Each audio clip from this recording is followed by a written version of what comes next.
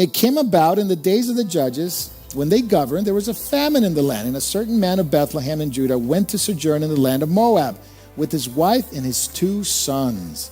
And the name of the man was Elimelech, and the name of his wife was Naomi, and the name of his 2 sons were Mahlon and Chilion. And they were from Ephrathah of Bethlehem in Judah. So what happened was that there was a famine. Now, when you read about the famines, and by the way, when you track it, there are 12 famines recorded in the Bible. There are 12 famines recorded in the Bible, 10 in the Old, 2 in the New. And they are recorded specifically. Tell you, this was a famine, from Abraham to Joseph to the time of Isaac, then Joseph, of course.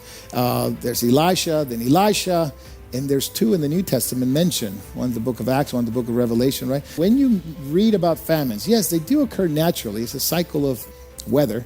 Not climate change or anything like that, but just cycles. It's just the way it is. Farming, it's difficult sometimes, and you don't get the right rain, you don't get the proper rain. So, but these are mentioned in the Bible for one specific reason. When you read about famines, you read about one thing.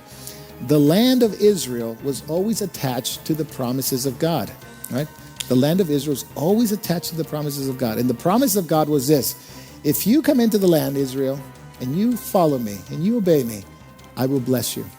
Isn't that called the land of milk and honey? But God also said, and he promised, but if you stop following me and you go after other gods and you start acting like the pagans, I will shut off the heavens and make them look like bronze, and the land will not produce its fruit, and you will have a famine. And many times when you read it, it was always attached to some type of judgment, some type of chastisement of God upon his people. Are they not his children? Do you have children, right? Don't you correct your children, right? Now, do you correct your neighbor's children? Hope not. And but why don't we correct other people's children? It's because they're not our own. And the book of Hebrews makes it clear God loves his people, loves his children, and he corrects those whom he loves. And he chastises those who are his. It actually proves we belong to him. And so what does he do with Israel? He corrects them. And here's one example here. In the land of plenty, in the land of Bethlehem, imagine that.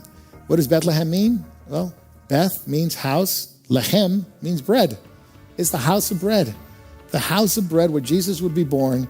There is no food. So it is definitely indicating a spiritual condition of the time. If this took place in the book of Judges, and you read the book of Judges with me, there's lots of spiritual problems. So this was one of them.